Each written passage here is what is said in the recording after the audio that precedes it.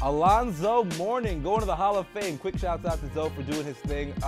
One of the greatest Miami Heat players of all time. Kind of started the swing and the change in Miami. The winds have changed. People actually go to basketball games in South Beach. Well, we'll talk about Zoe a little bit later. Right now I want to get to the Toronto Raptors.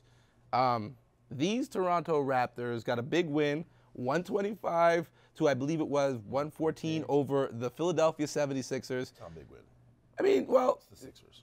They're 2-29 in the last 31 games. hey, every win for the Raptors is big a for win. me, okay? It's a high-scoring affair. The people got their pizza. But let's talk about something different, of course. Jonas Valanciunas with a huge game, 26 points. He was eating the rim alive out there. Wow. 2 huge dunks. But, of course, we can't talk about this without acknowledging the situation that did happen earlier this week. And how I want to put a twist on the situation is, in talking with Jack Armstrong and Sherman Hamilton this week throughout this whole thing, the times have changed. I remember back in the day, you wouldn't hear stories like this come out about certain athletes, certain high-profile athletes, especially when the team's on its way to the playoffs and, you know, energy's building around the group. Athletes and accountability are how I'm going to round this one off. And, Dan, I'll start with you. Things have changed for professional athletes. People aren't just going to sweep things under the rug. And your impression of how our employer, Maple Leaf Sports Entertainment, handled this, because they acknowledge he's part of the family, but they also said this is not something we stand for. And I think they did a pretty good job in the stance they took. I agree with you. I think they did a fabulous job. Coach Casey and Masai faced the media. They answered the questions, and that was hard. That can't be easy. But they said what they felt. They acknowledged it's very possible an error in judgment was made, and he has to learn from that, and everybody has to learn from it. But he's part of the family. He gets the support.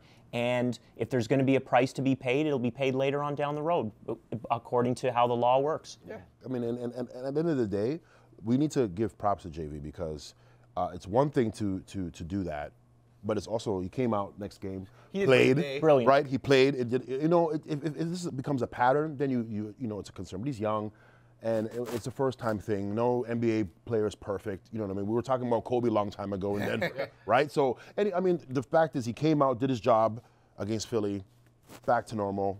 Just and we're in the information age, so now you're going to see this. But one thing, too, to note is that in Toronto, any sports team, we haven't seen a lot of incidents with our athletes. You know what I mean? So it's like, the city's been really good in terms of, like, Raptor drama. Like, so, it's a patch that they've gone through, and obviously, like you said, he rebounded. He's not Justin Bieber, guys. Hey, I got to give mad props and love to DeMar DeRozan and Kyle Lowry, who went out in front of the media and took the questions. It must have been tough, because there were no basketball questions asked at a basketball scrum, and a lot of media who aren't usually there. So they did a good job of representing the brand. So let's get into it now. Talk about representing the brand. Chris Webber and Reggie Miller, 2 of our favorite basketball minds, were asked by the TNT panel to lay out their playoff projections. Guys, put the projections up there, because for Raptor fans, there may be a little bit of a surprise and some good news coming from our old friend from the Fab Five, Chris Webber, who, surprise, surprise, has picked the Toronto Raptors to make it all the way to the Eastern Conference Finals to do battle with the Heat. Tricks, I want you to chime in here. You're gonna make some Raptorland here's the non-fans. Here's the thing. Let me go on record and just eat my words, because I was the one at the beginning of the season saying that Raptors would make the playoffs. Who'd have thought they'd be this great after trading Rudy Gay? So let me just acknowledge that I have eaten my words. The Raptors look amazing, and I honestly, this is the most faith I've had in the Raptors ever.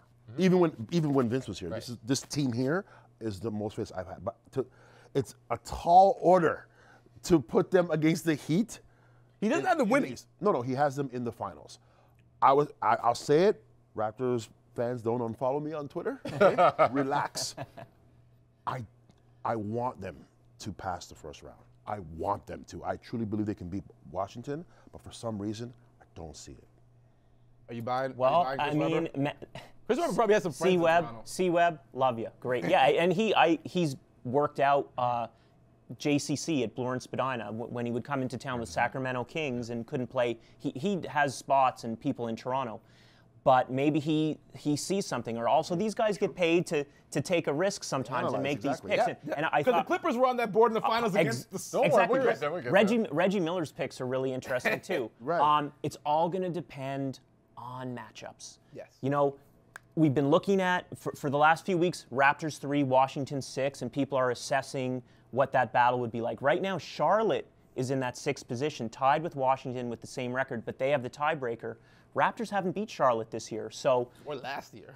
Yeah, that would become an even more difficult series crazy right talk, now. though. Raptors in the finals isn't crazy talk. We've seen the Pacers. It's not crazy. It would have been like 5 months ago. We've seen them play like they keep continuing to reach and reach and reach. So it's not crazy quickly talk. improving. And also, Chris Webber has also picked my Warriors for the conference finals. But look, as I said on the very same cast. Short shorts. Hey, but look at the fact that we're sitting here hoping they play Washington. This is where I don't have the confidence, because if the Raptors are as good as we want them to be, the Raptors don't care. We would not care who they play. Okay, right? We wouldn't I love care having who they Tricks play. on this show because it makes it so difficult for me to throw the break because he always wants to talk. Just being Listen, honest.